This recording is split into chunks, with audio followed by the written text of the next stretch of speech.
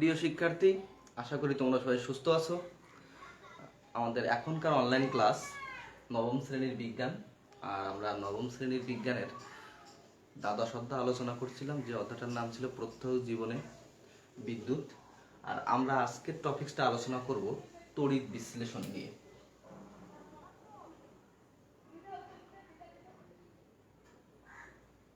তড়িৎ বিশ্লেষণ।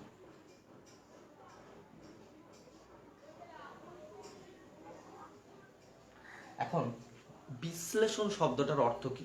বিশ্লেষণ শব্দের অর্থ হচ্ছে কোনো কিছুকে ভাঙা বা বিভক্ত করা, এইটাই বোঝায়, যেটাকে আমরা অ্যানালাইসিস এই শব্দটাও ব্যবহার করতে পারি। তাহলে তড়িৎ বিশ্লেষণ এই কথাটার অর্থ হবে যে যে সকল পদার্থ তড়িৎ প্রবাহিত করে তাদেরকে বিশ্লেষণ করা বা তাদেরকে ভেঙে দেখা তারা কি কি তৈরি হয়।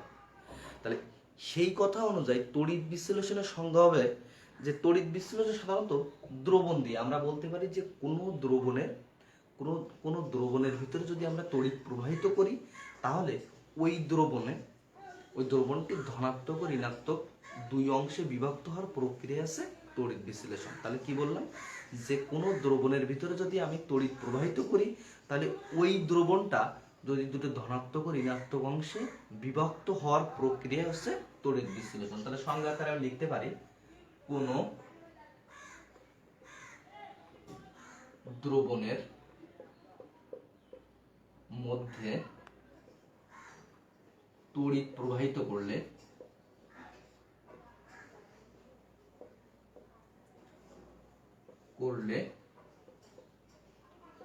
দ্রবণটি ধনাত্মক ও ঋণাত্মক এই দুই অংশে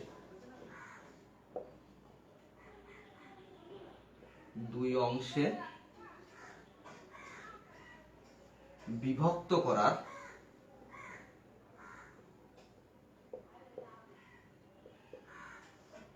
পদ্ধতি বা প্রক্রিয়া, যেটাই বলো, পদ্ধতিকে তড়িৎ বিশ্লেষণ বলে।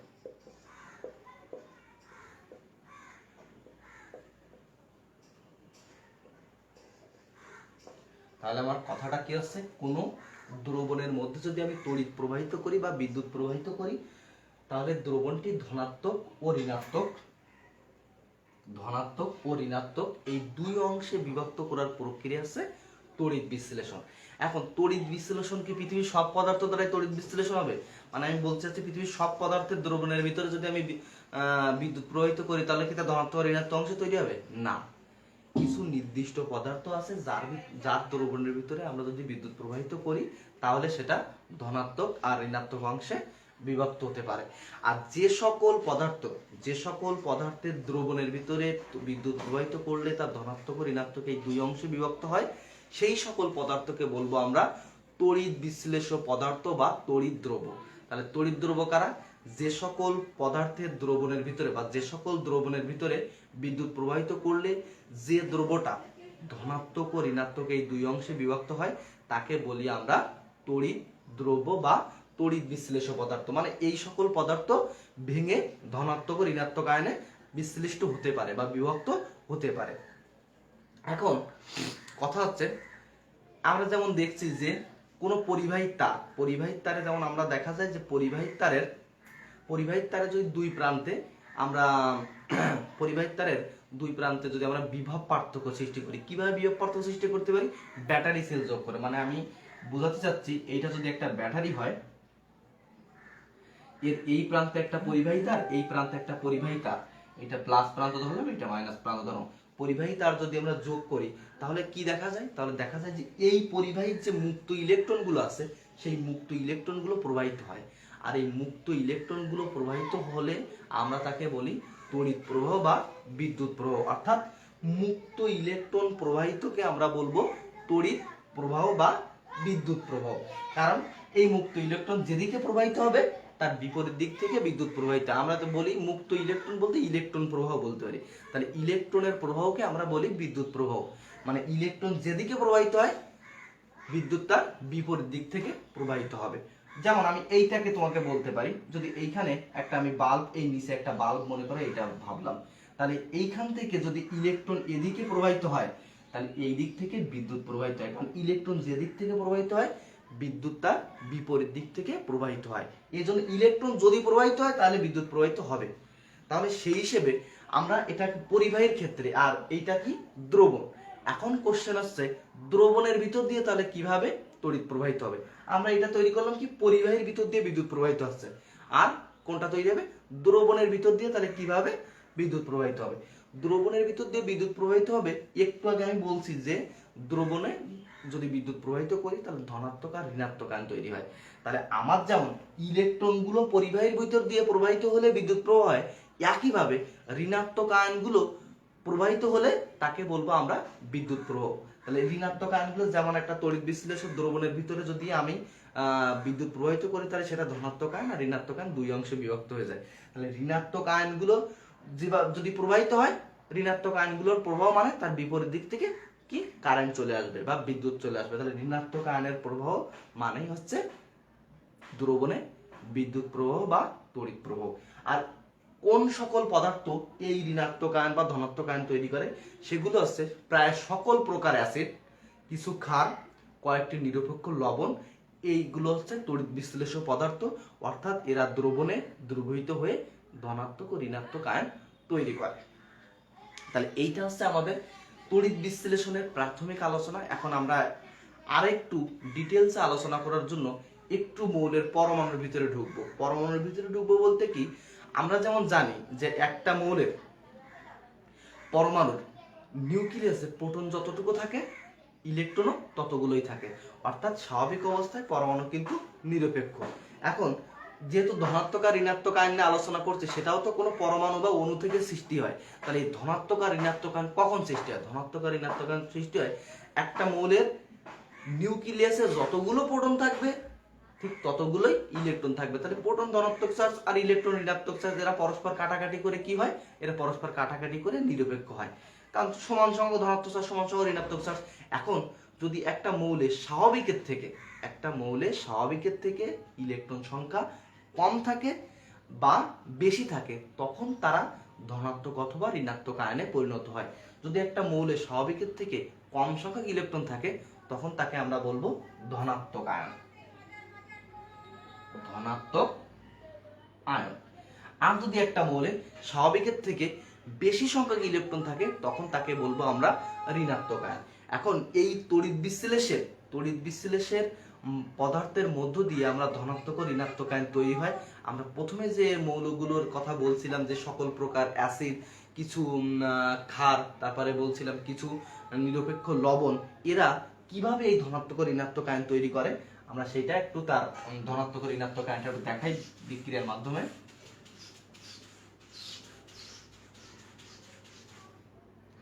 দেখো, একটা অ্যাসিডের নাম আমাদের খুব পরিচিত অ্যাসিড, আমরা ক্লাস 8-এ ওই অ্যাসিডটার প্রচুর আলোচনা করছি, সালফিউরিক অ্যাসিড। এইটা কিভাবে তড়িৎ বিশ্লিষ্ট হয়ে ধনাত্মক ও ঋণাত্মক আয়ন তৈরি করে, এইটা হচ্ছে তার বিক্রিয়া।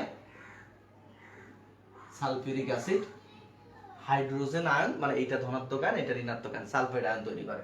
তারপর আরেকটা পরিচিত অ্যাসিড ছিল আমাদের নাইট্রিক অ্যাসিড। এই নাইট্রিক অ্যাসিডটা কিভাবে তৈরি করে?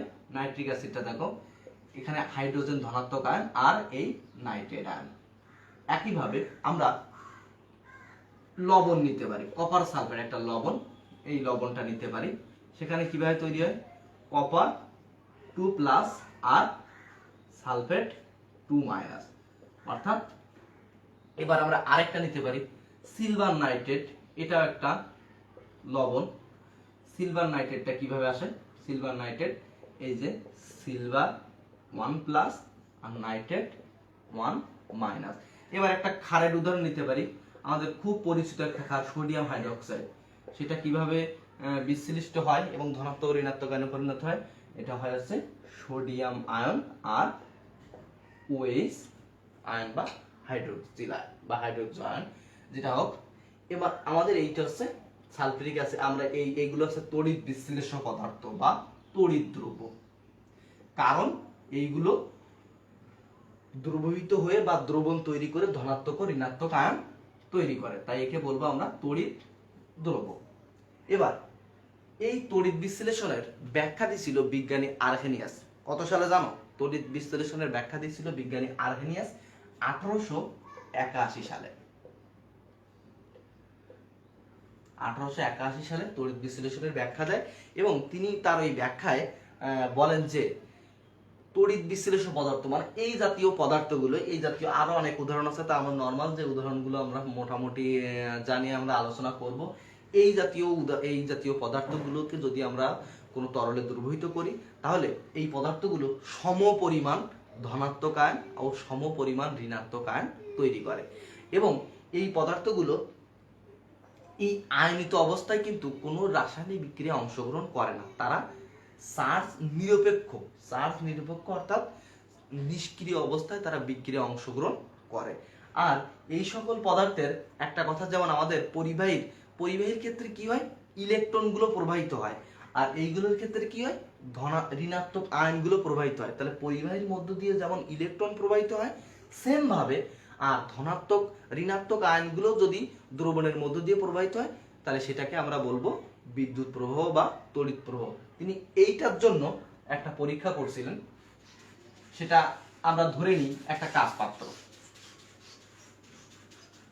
সেই পরীক্ষাটা আমরা কিভাবে করছিলেন সেটা আমরা একটু দেখব। একটা কাঁচ পাত্র, আমরা ধরি একটা কাঁচ পাত্র নিলাম, এই কাঁচ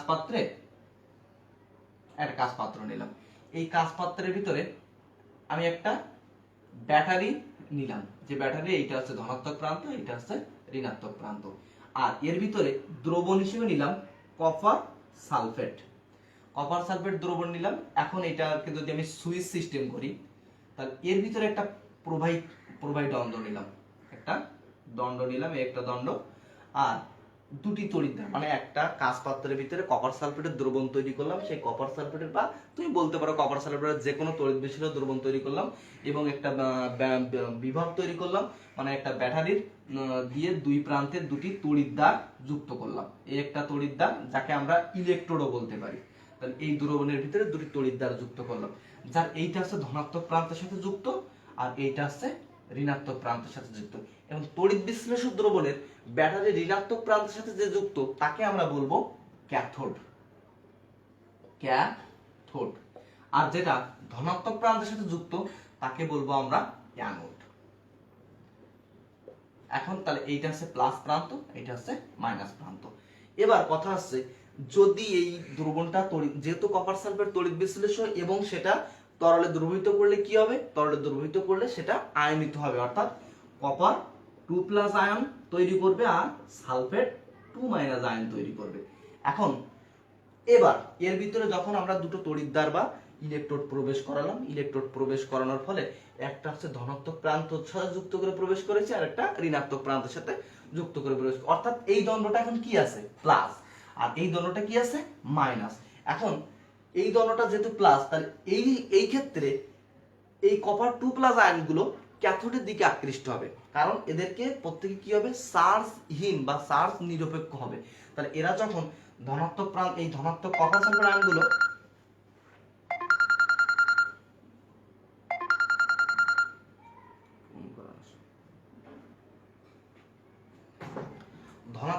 সালফেট আয়নগুলো ইলেকট্রন ত্যাগ করে, তাদের ইলেকট্রন কি করবে, ত্যাগ করে এই কপারের সাথে যুক্ত হবে, এই কপারের সাথে যুক্ত, কারণ এইটাও এই দুটো তড়িৎদ্বার নিচে এরাও কিন্তু কপার বা তামার। তাহলে আমি নিচে লিখে রাখি, এইটাও কপার, এইটাও কপার। তাহলে এরা কিন্তু এই তাদের ইলেকট্রন কি করবে, ত্যাগ করে এই ক্যাথোডে জমা হবে, কারণ ক্যাথোড থেকে কি, আমার একটু ভুল হয়েছে, এদের যেহেতু প্লাস আছে তাহলে এদের চার্জ নিরপেক্ষ হতে গেলে বা নিষ্ক্রিয় হতে গেলে কি করতে হবে, এদের ইলেকট্রন গ্রহণ করতে হবে, কারণ এরা 2+ আছে, তাহলে এরা এই ক্যাথোড থেকে ইলেকট্রন গ্রহণ করে এখানে কপারটা মোটা করবে আর কি, এখানে আর কি জমা হবে, এই ক্যাথোডে তারা জমা হবে। আর বিপরীত দিক থেকে কি হবে, যেহেতু এর 2- অর্থাৎ ইলেকট্রন বেশি আছে, তাহলে এই বাড়তি ইলেকট্রন এরা একে দান করবে, এই বাড়তি ইলেকট্রন এই সালফেট আয়ন একে দান করে এই সালফেটের সাথে এইখানে শুধু সালফেট আকারে জমা হবে, কারণ ইলেকট্রন দান করছে, সেই ইলেকট্রন এইখান থেকে প্রবাহিত হয়ে, আর ইলেকট্রন যেদিক থেকে প্রবাহিত হয় তার বিপরীত দিক থেকে বিদ্যুৎ প্রবাহিত হয়, ইলেকট্রন এইখান থেকে প্রবাহিত হয়ে এইখানে এসে জমা হবে, অর্থাৎ এইখানে মাইনাস হবে। এইখানে যত মাইনাস হবে তত কপার এদিকে টান হবে, আর তত এই ক্যাথোডটা কি হবে, মোটা হবে। আর এবার যখন এইটা আমি একটু আগে বলছি যে এরা কিন্তু আয়নিত অবস্থায় বিক্রিয়া অংশগ্রহণ করে না, এরা চার্জ নিষ্ক্রিয় অবস্থায় বিক্রিয়া অংশগ্রহণ করে, অর্থাৎ এখন এরা আছে সালফেট আকারে। আর যেহেতু আমি বলছি এই কপার দণ্ডটা কি, এইটা আছে কপার দণ্ড, তার মানে এইখান থেকে এই কপার সালফেট নিতে পারবে। কপার সালফেট নিয়ে এখানে কি হবে, আবার কপার সালফেট উৎপন্ন করবে। কপার সালফেট উৎপন্ন করলো, তাহলে ওভারঅল কি হবে, ওভারঅল হবে কি যে যখন এই দ্রবণে কপার সালফেট ভেঙে গিয়ে কপার আয়ন হয়েছিল এবং সেই কপার আয়নটা এইখানে জমা হচ্ছিল, তার মানে কি দ্রবণে তখন তাৎক্ষণিকভাবে কপার সালফেটের ঘাটতি পড়ছিল না। কিন্তু যখন এই সালফেট ইলেকট্রন ত্যাগ করে এই ইলেকট্রন এই দণ্ডকে দিয়ে দিল আর এখান থেকে কপার নিয়ে নিয়ে আবার কপার সালফেট তৈরি করলো, তাহলে ওভারঅল কি দ্রবণে কপার সালফেটের ঘাটতি অপরিবর্তিত থাকবে, মানে ঘাটতি পড়বে না, ঘাটতি পড়বে না, কারণ এই ঘাটতিটা পূরণ করবে। তাহলে দেখা যাচ্ছে এর মোট কথা হচ্ছে যে অ্যানোড যে পরিমাণ ওজন হারাবে বা ভর হারাবে, অ্যানোড এটা হচ্ছে অ্যানোড যে পরিমাণ ভর হারাবে, অ্যানোড থেকে কপার বের হয়ে গেছে, ক্যাথোডে ঠিক সেই পরিমাণ কপার জমা হবে। মানে অ্যানোড যতটুকু ভর হারাবে কপার এই ক্যাথোড ততটুকু ভর বৃদ্ধি পাবে। এখন তাহলে আপাত দৃষ্টিতে কি মনে হয় আমাদের, যে কপার থেকে এই অ্যানোড থেকে তামা বা কপার ক্যাথোডে জমা হয়েছে, কিন্তু তা না, অ্যানোড থেকে ডিরেক্টলি কপার এই ক্যাথোডে জমা হয়নি। এখানে কি ঘটে, এইখানে ঘটে হচ্ছে আমরা যদি এইখানে অ্যানোড বা ক্যাথোড হিসেবে কপার না নিয়ে অন্য কোনো কিছু নিতাম, অন্য কোনো কিছু যে কোনো একটা ধরতে পারো, মনে করো এখানে একটা প্লাটিনাম নিলাম, এখানেও প্লাটিনাম নিলাম, এখন কি হবে, এখন এইটা হচ্ছে ঋণাত্মক তড়িৎদ্বার, এইটা হচ্ছে ধনাত্মক তড়িৎদ্বার। তাহলে এইবার এটা কিন্তু একটা তরল দ্রবণের ভিতরে আছে, পানির ভিতরে আমরা দ্রবীভূত করছি, দ্রবীভূত করার ফলে এবার কি হচ্ছে, একইভাবে সেই কপার সালফেট যখন আমি যোগ করছি, কপার সালফেট যোগ করার ফলে ধনাত্মক কপার আয়নগুলো কোন দিকে যাচ্ছে, ক্যাথোডের দিকে যাচ্ছে, ক্যাথোডের দিকে ইলেকট্রন গ্রহণ করে এখানে এই প্লাটিনামের সাথে কপারটা যুক্ত হয়ে প্লাটিনাম এই ক্যাথোডটাকে মোটা করতেছে। এবার সঙ্গত কারণে এইখানে কি আছে, প্লাটিনাম, তাহলে বা অন্য কোনো কেউ আছে, তাহলে এইখানে এই যে দ্রবণে ছিল কপার সালফেট, এবার কি কপার যখন গেছে তখন কপারের এই দ্রবণটা কি ঘাটতি পড়ছে না, কপারের পরিমাণ তো কমে গেছে, কিন্তু এইখানে যখন সালফেট ইলেকট্রন দিয়ে সালফেট আকারে আছে, তখন এইখানে সালফেট তো যাই এর সাথে উৎপন্ন করুক, সালফেট অন্য আর কি কপার সালফেট উৎপন্ন করতে পারবে, কারণ এইখানে তো কপার নাই, তাহলে তো সালফেট আর কপারের সাথে যুক্ত হয়ে কপার সালফেট উৎপন্ন করতে পারবে না। আর যদি না পারে তাহলে কি দেখা যাচ্ছে যে কপার সালফেটের ঘনত্ব দ্রবণে হ্রাস পাচ্ছে, তখন দেখা যাচ্ছে কি এই সালফেট এর বাড়তি ইলেকট্রনটা একে দিয়ে দেয়, দিয়ে দিয়ে এখান থেকে ইলেকট্রন এদিকে যাচ্ছে।